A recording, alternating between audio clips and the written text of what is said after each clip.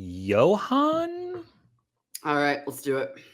Johan, your question here is, should I withhold belief without evidence because of a moral reason, or is this another reason? That's your question? Yes, yes, basically right. Thank you, and happy Sunday to you. And to you. I also, if I could, I just want to thank the Atheist Community of Austin for your position statement on separation of church and state. I think that is the most important part of the American Constitution and what sets the United States apart from the countries in Europe, for example. And I would like to just patriotically say that I take pride in the fact that I believe that has its origins in the Netherlands with the philosophy of Spinoza. And also, I'm a Spinozan pantheist. So I must say, having listened to the show today, that I'm reminded once again of why I have much more in common with atheists than I have with theists. I'll tell you what, we're looking for friends and allies or wherever we can get them. Mm-hmm. And that's all I have to say about that. So, so is it Johan or Johan? I want to call you the right name. Johan. It's Johan. Johan. Very good. Thank you.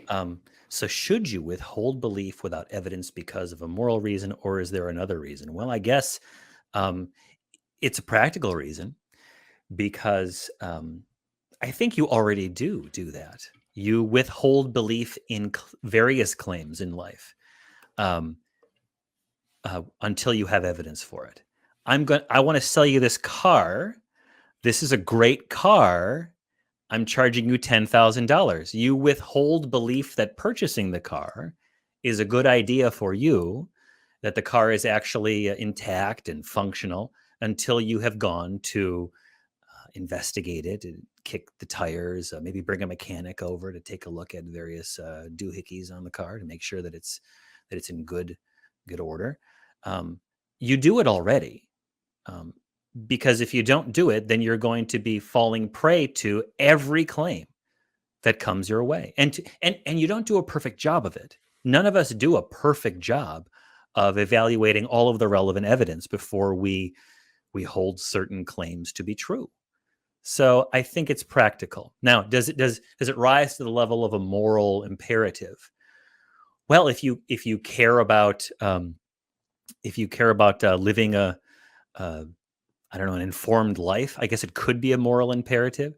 Do we want to teach our children to do that? I would think we would, because we don't want to see our children fall prey to charlatans who make a bunch of claims, never provide any evidence, and tell them what they should do, and then they just obey.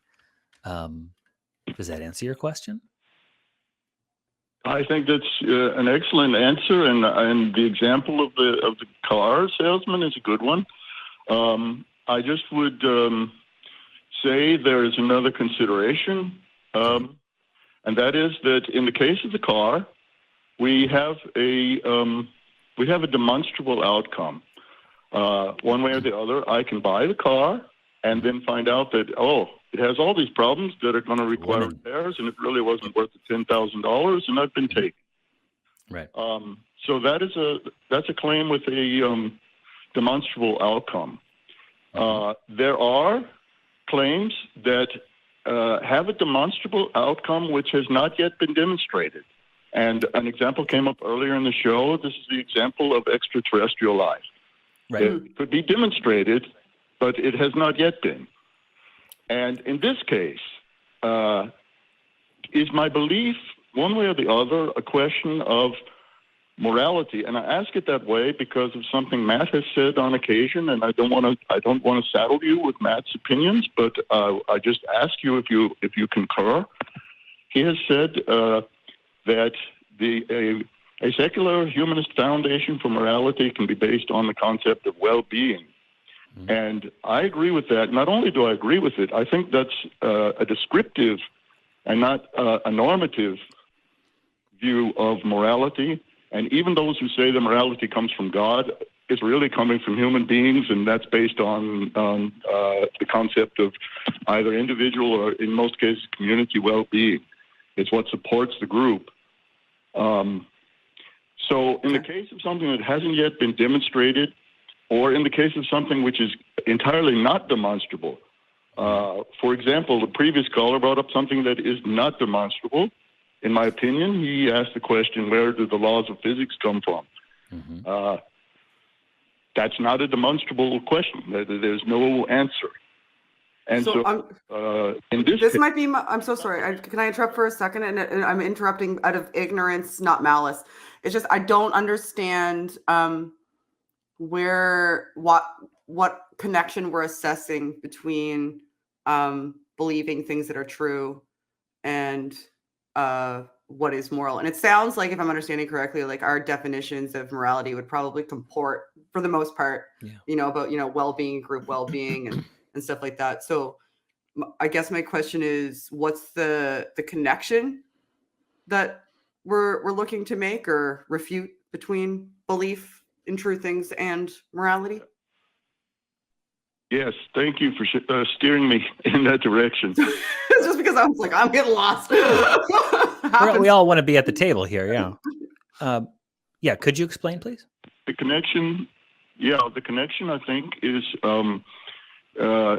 so in the case of, I think we could all agree, in the case of something that has a demonstrable solution, for example, the car purchase, we want to believe, in that case, we want to believe that which is true. In the case of something that has not yet been demonstrated but might someday be, it's not so clear that I want to believe that which is true. It's, in that case, I think I want to believe that which is, I say want to believe. It's really not a matter of want, it's a matter of belief. Right. I believe. So you're believing something that you couldn't conceivably demonstrate to be true. Is that what you're saying? Yeah, right. Yes. Okay. So we have beliefs that sorry. I guess my answer, I think I'm so sorry to interrupt you, but I think that I'm getting it now. And in that instance, in that particular instance, like I think that you would, like I said before, apportion your belief to like how it affects your day-to-day life. Most people likely would.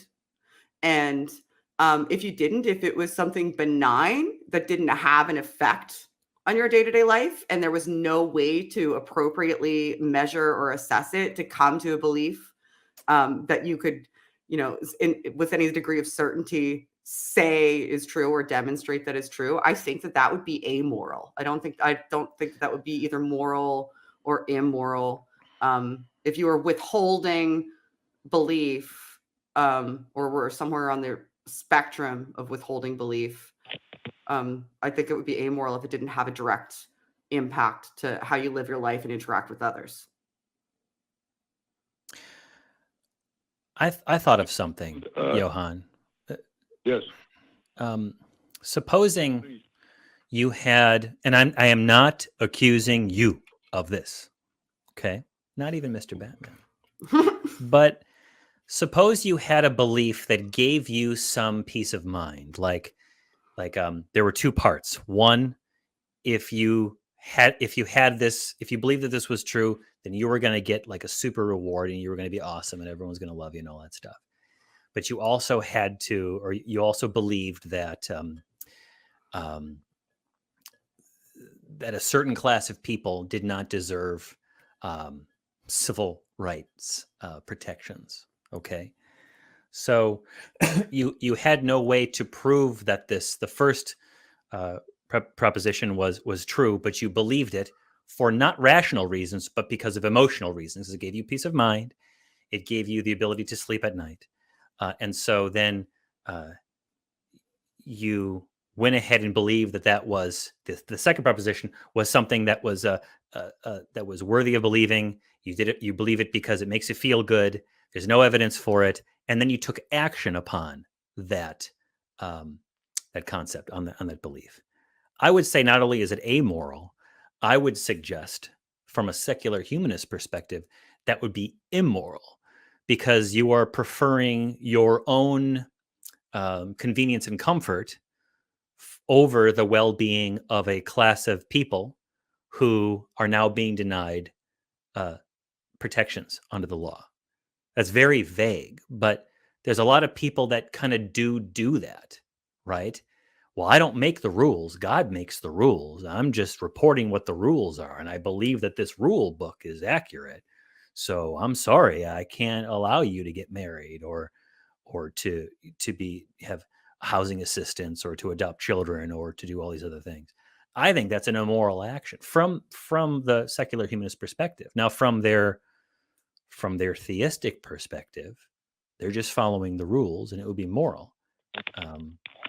But it's their claims are unfalsifiable, and therefore, by preferring, let's say, an unfalsifiable claims, they to falsifiable claims, like removing the ability of people's ability to get housing protection, various civil rights, the ability to adopt. You are actually demonstrably harming them, causing them emotional distress, physical distress, economic distress, increasing suicide rates, yada, yada, yada, yada, yada. So I think that would be an immoral action if you with the rubber hit the road. If you're just keeping it all floating around in your head, then I'm not sure. Yes. I think that's very well put, and I think that is an important distinction between beliefs and actions. However, it is clear, as you say, that beliefs can lead to immoral actions, and the example you gave, you need to look no further than the 20th century history of Europe to see where that leads, and that is, I think, quite clearly to all thinking people, whether theist or atheist, that is immoral to believe that one group is inferior and therefore needs to die or needs to have their rights obliterated. Johan, go to the 19th century, 18th, 17th, 16th, 15th. Go back to the Middle Ages as well. You don't have to go to the 20th century to see Europe doing things like that. Anytime people are not recognizing the full humanity, the full equal access to justice, you will see people taking bad actions. And the 20th century is just freshest. But what about the 21st century? We see it in the world today, and it's been going on through all of time. And I would hope that by having these conversations and by holding the leaders and the people to the fire, not literally, that we sometimes, it seems like that would be a very soothing thing to do. But by forcing them to recognize the full humanity of outgroups, I think we get closer to a state where that won't happen in the future. I don't know. I like that. Does that clear up where... The underlying thought that gives rise to those actions is a misguided view of what serves well-being. It's in the case of Germany, for example, it was a misguided view that the German people were somehow superior and entitled to rule Europe, and that was given as the reason for their actions being moral among the Germans. But clearly, it did not serve them, and it did not serve anyone. So the proof is in the pudding, so to speak. Yeah. It also negates the definition of morals if what you're doing harms others. So, but we do have to let you go. That was interesting. I'm going to listen back to that because that was interesting. I love chit chats about morality. I like, just as an observer, I like those. So we do have to let you go. Johan, give us a call back some other time. Thank you for being somebody that was so good to talk to. Hey, you're invited back. You're invited back, Johan. Come back. Yes. See you later.